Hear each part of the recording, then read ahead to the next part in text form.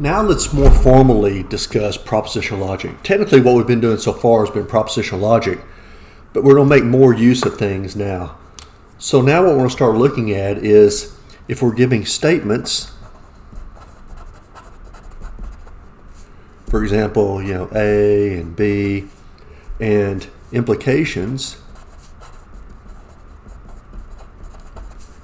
A implies C, then can we combine these to reach some kind of conclusion by reasoning? Okay? So valid arguments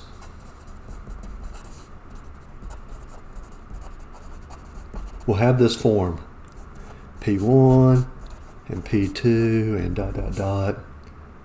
and Pn implies Q, where each of the P sub I is a WFF and Q is our conclusion.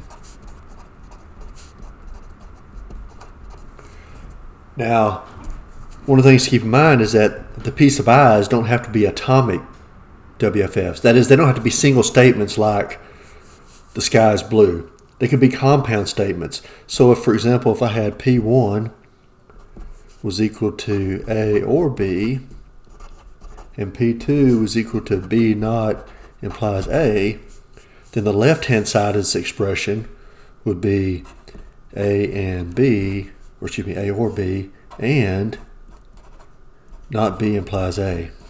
And then we'd have some conclusion. Okay? So how do we know if an argument is valid? Okay? Or why do we know this will be true? Let's say we had this word problem here. If it is raining,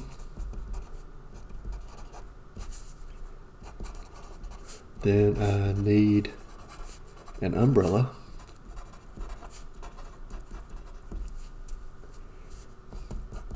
It is raining, or it's raining. Therefore, I need an umbrella.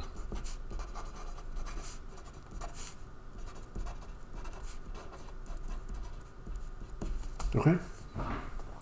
So in terms of propositional logic, I might say, if it is raining, then I need an umbrella. I'd write it like this. So raining implies umbrella. I also have it's raining, so and are. And from that, I want to conclude, therefore, I need an umbrella.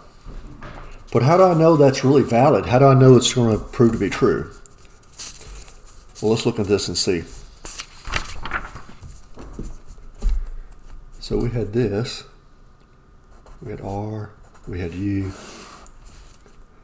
So true, true, true, false, false, true, false, false. Okay. We had R implies U, right? So this would be true, false, true, true.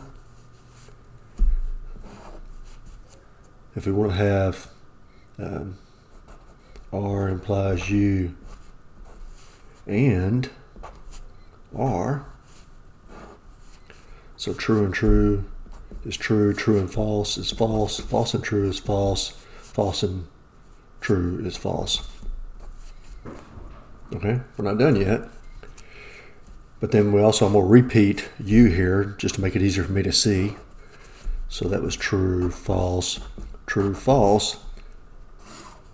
And this is what we were trying to show, that R implies U and R implies, so this is all the left-hand side, implies U.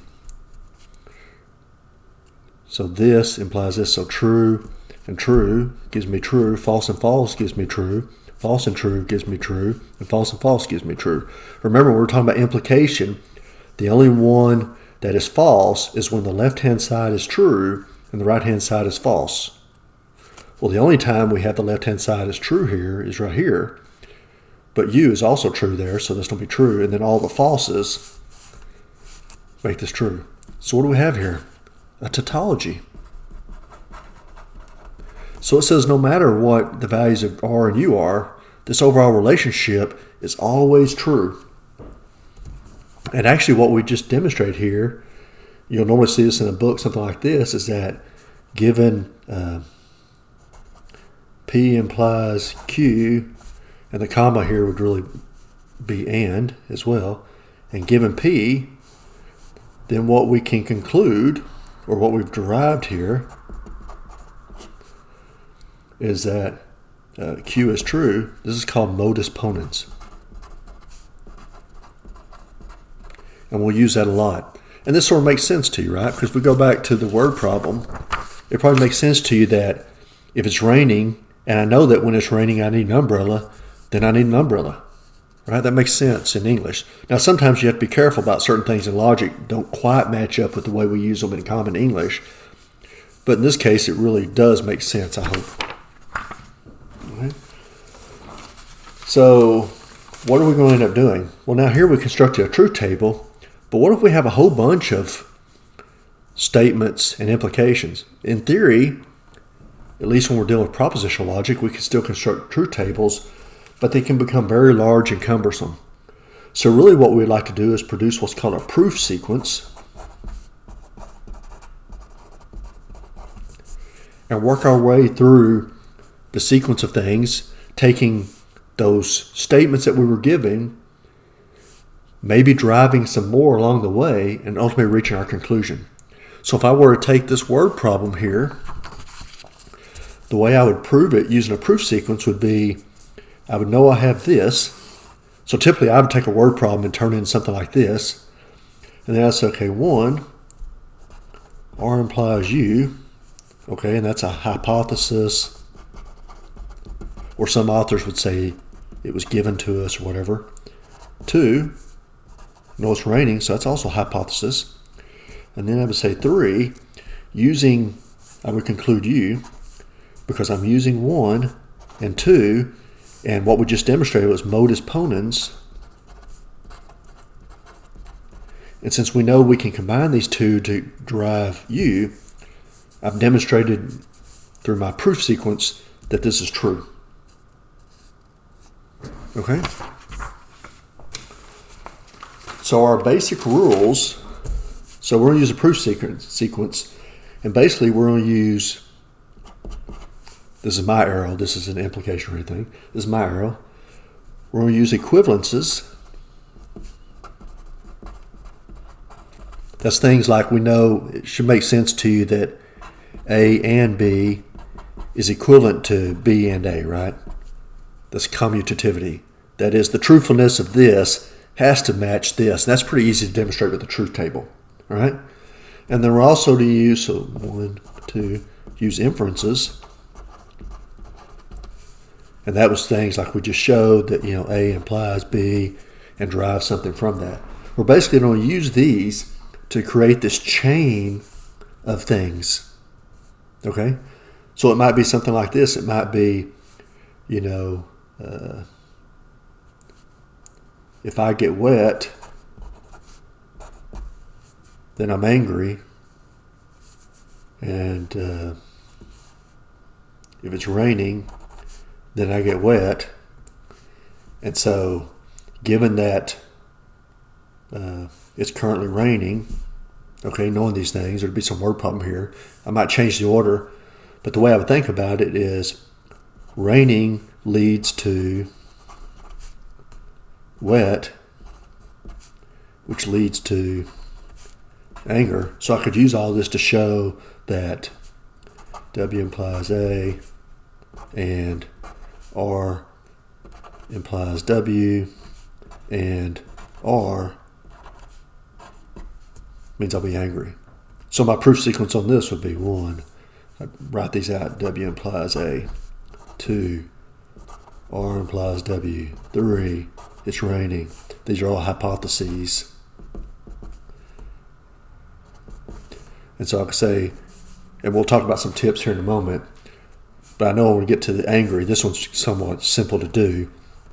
But I'm going to say, well, 2 and 3 lead to W, and modus, I'm using modus ponens here. Right? And now to have W, I can use 1 and 4 to get A, which is what I needed here. So 1 and 4 and modus ponens.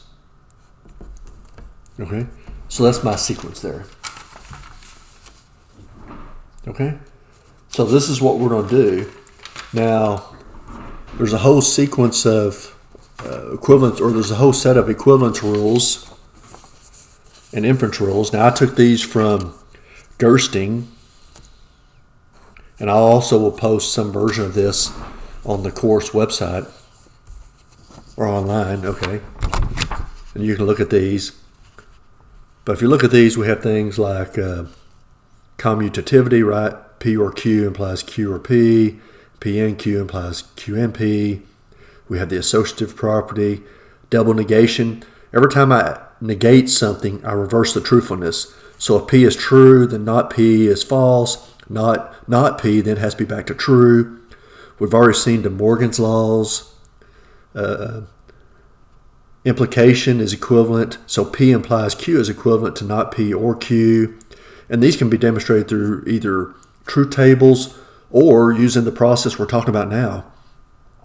There's contraposition, which says that